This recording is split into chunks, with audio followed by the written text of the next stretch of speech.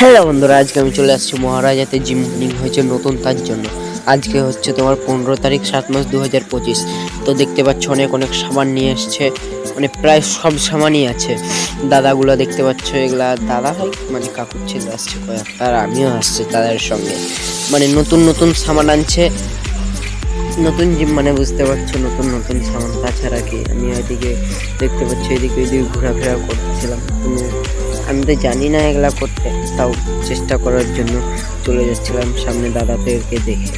আমিও কিছুটা টানাটানি করে চেষ্টা করতেছিলাম, হচ্ছেই না তো আমার দ্বারা, দাদা বলতেছে।